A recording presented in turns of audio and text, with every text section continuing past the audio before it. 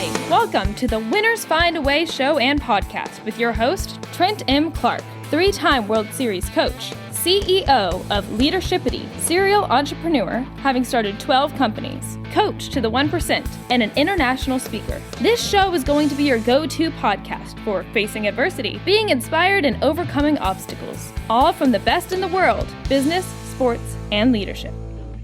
Hate the crappy ingredients in many beverages and energy drinks? Rebellious Infusions are the go-to functional beverage. They have 5 or fewer plant-based organic ingredients, no sugar, no calories, loaded with antioxidants to boost your immune system, and L-theanine for brain health. Rebellious Infusions are available at drinkrebellious.com. Rethink your drink. For 10% off of your next purchase, use the code 99999.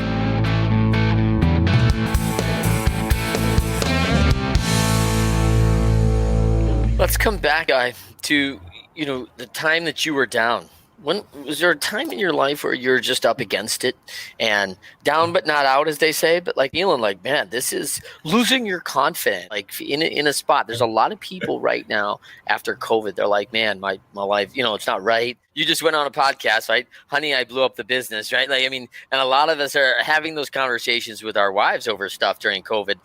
Our restaurant owner friends. It's a tough go right now for a lot of people, and they may be facing some challenge and adversity. I assume you've been there before. Can you take us through a time that you were there? Yeah, sure. There was a few occasions in the first, decade of the business. The last 7 years were just a roller coaster, but, a good one. It's just a lot going on, but it was growing, and we 10 times every multiple in those last 7 years. Mm-hmm. But as I said, alluded to before, the first 10 years were tough because I had no experience. I just had to learn from mistakes. And I was fortunate in the fact that my business partner was technically really gifted, and that became apparent really quickly.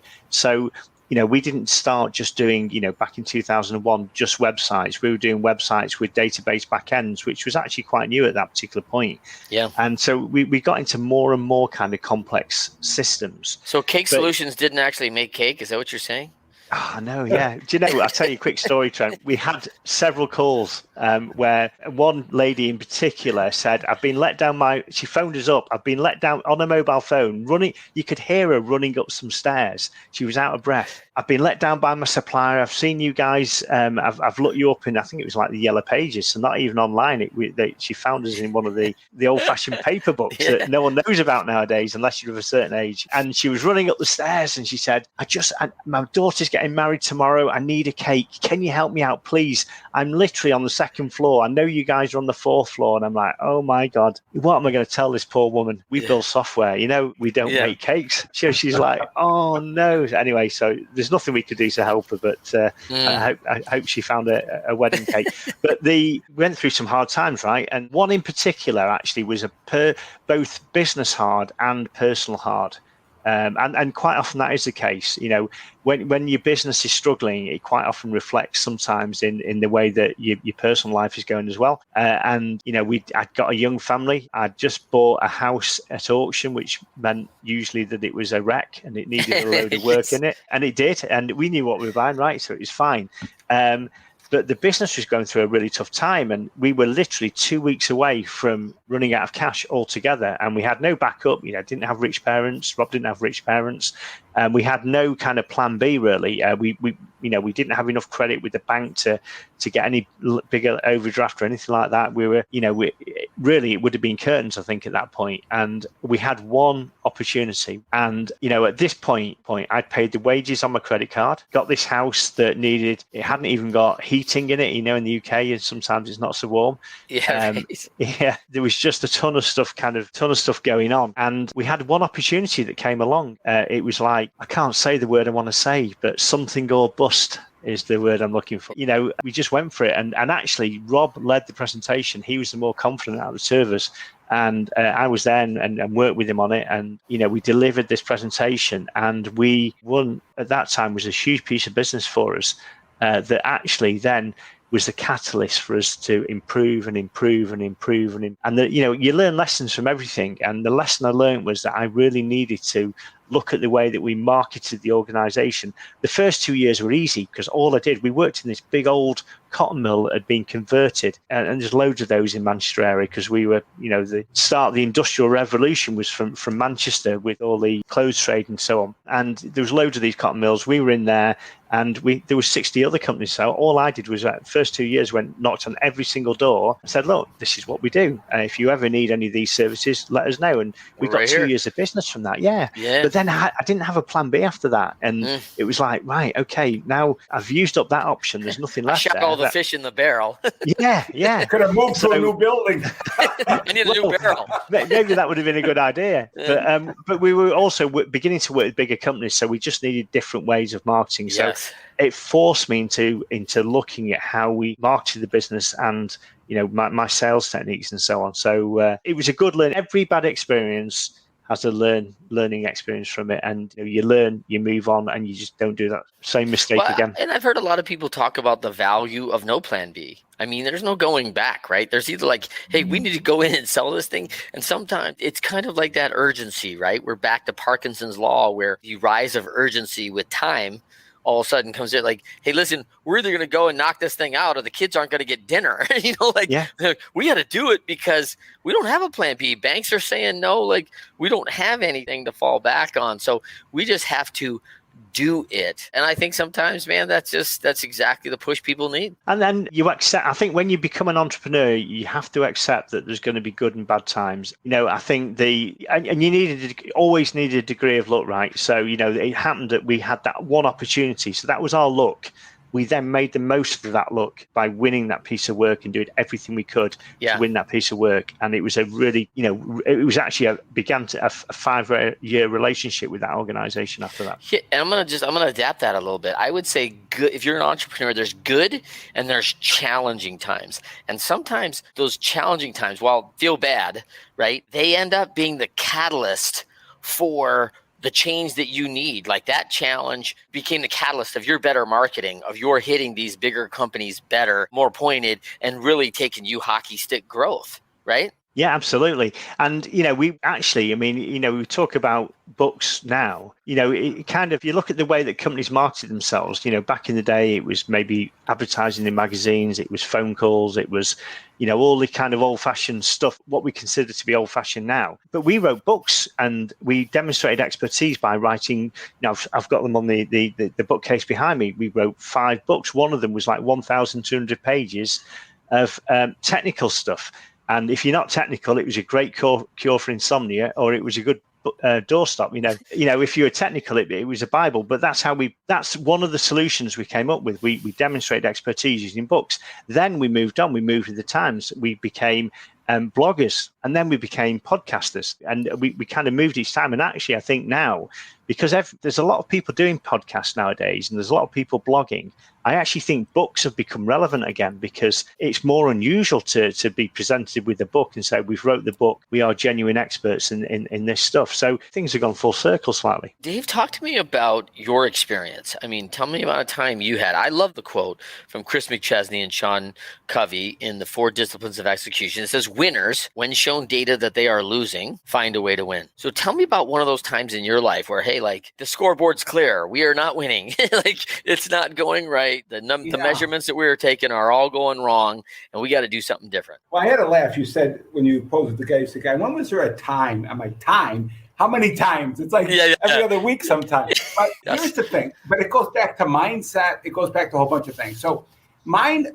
again, for me, I was in the legal industry, still am, right? So I still have an active law firm. 2001, right? We had the tech burst. At the time, I was launching a tech company back then called Yappa with a buddy of mine. We had $8 million invested at the time from some of the top people on Wall Street. They loved it. And then the tech bubble burst. And it was financing all things, said we got to shut it down. The funny thing was that company that we had is what now LinkedIn is. So it's really funny because people say, oh my God, you guys had LinkedIn. This was 1999, 2000. But anyway, the biggest one that affected me was I was growing my law firm. Again, I train lawyers on how to build successful law firms in the estate planning, elder law, and asset protection area of law. And I had built a successful law firm that was profitable with me running. The next level is what we call robust, where you start to bring on other attorneys.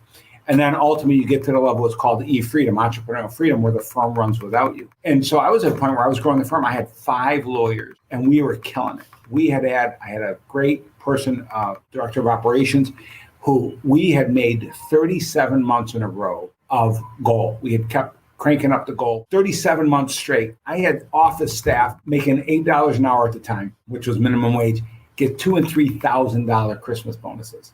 I mean, we were just cranking it and doing really, really well. And then the mortgage bubble burst, right? Yeah. 2008, the market crashed. I will tell you, we were cranking. And then it came to be September, October of 2009, I think it was. And all of a sudden, business just stopped. We were cranking. We had 120 leads a month coming in and 80 were getting converted, or 60, 75. And then it just stopped, like dead. And I'm like, oh, okay, it's a good thing I have all these reserves because I'm good. We can go another month. The next month came and it was dead again. And it was like, oh, this isn't going away. And we all know from 2008 that period of time went well beyond, back to 2012, a 3 or 4 year period that was really dramatically changed. Well, it changed my firm. I went from 22 people in 3 months down to 11. And Guy said it earlier, and it could have put a dagger in me, not him saying it, but reminded me, there's not only the challenges of the loss of business, but the challenge of the loss of relationship. All of those people I lost, I liked. They were great people. They worked. We had a great community. We had a great community of people in our office, and we worked well together. The interesting thing is all 4 of them all went and opened their own firms and competed with me now. But we're friendly competitors. But that's part of the cost, right, of these external factors, right? Internal factors are one thing, right? When there's something that you're doing, so a guy, maybe not having a marketing strategy in place.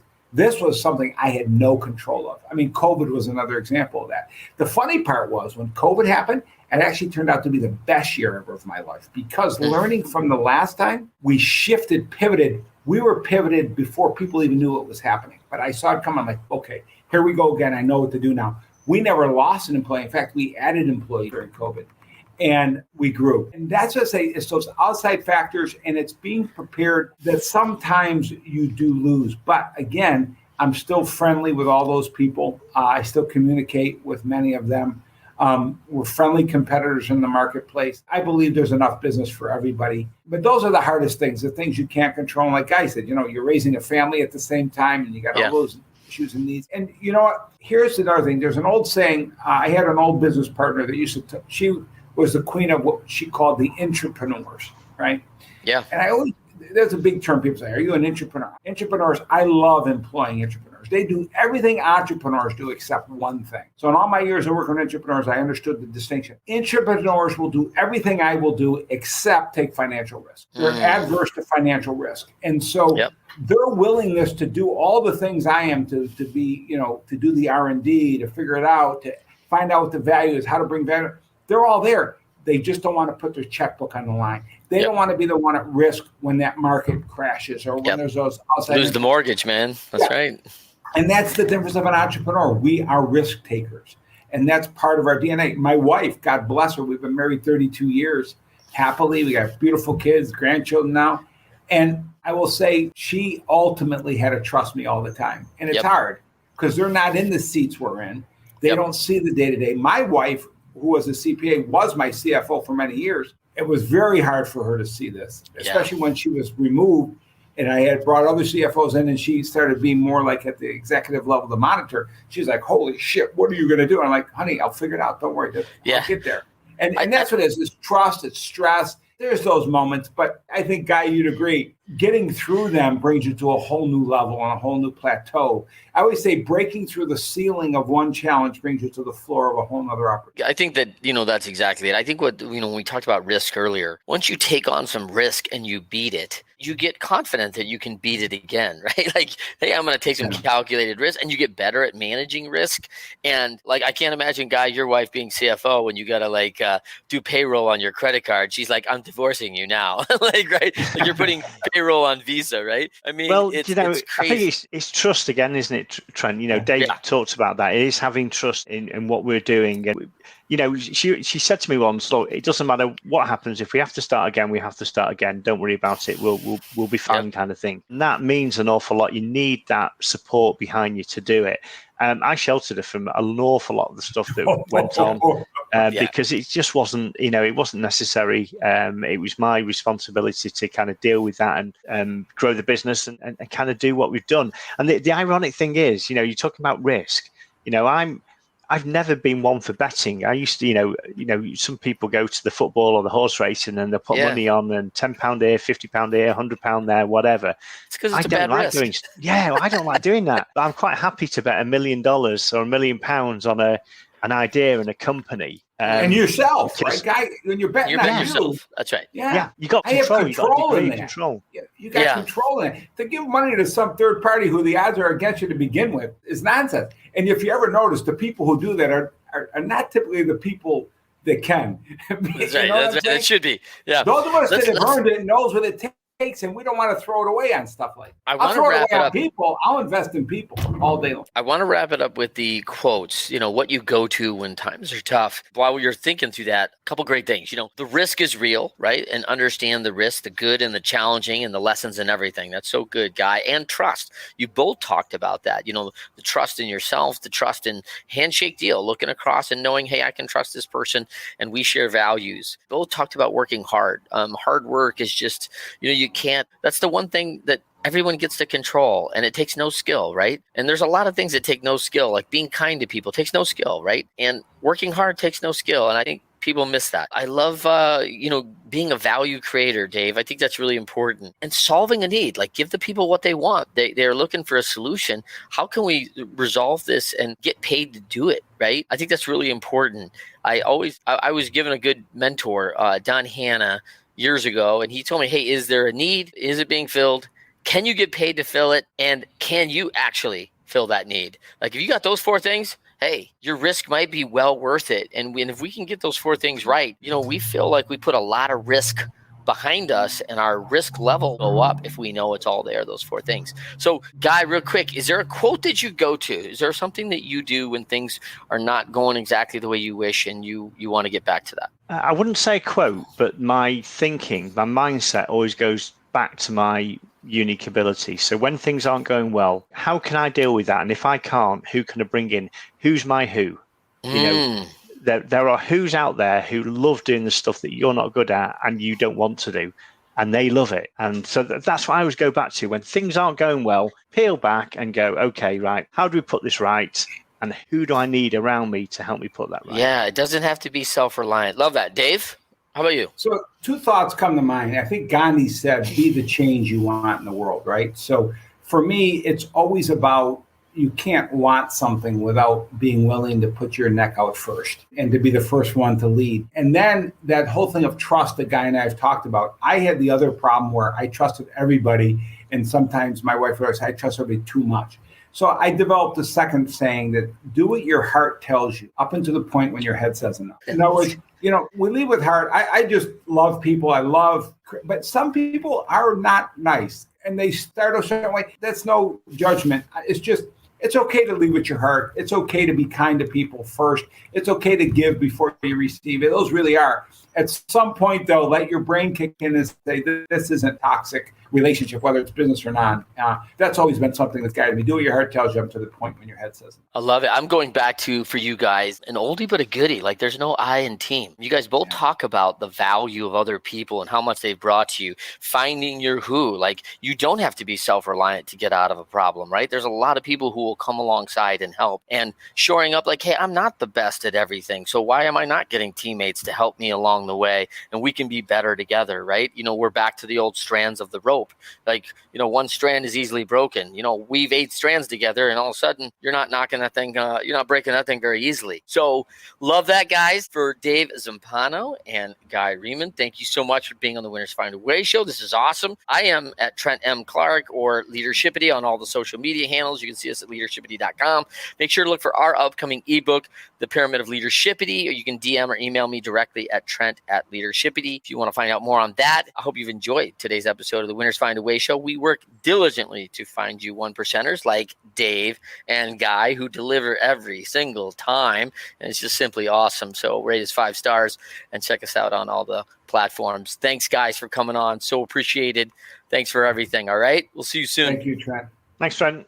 Hate the crappy ingredients in many beverages and energy drinks? Rebellious Infusions are the go-to functional beverage. They have 5 or fewer plant-based organic ingredients, no sugar, no calories, loaded with antioxidants to boost your immune system, and L-theanine for brain health. Rebellious Infusions are available at drinkrebellious.com. Rethink your drink. For 10% off of your next purchase, use the code 99999. Thank you for listening to the Winners Find a Way show and podcast. Trent, together with the leaders who shared their learning and experiences through this show, are grateful for allowing them to help and support you on your journey to becoming your best. Write a review, rate us 5 stars, and share this episode to your network.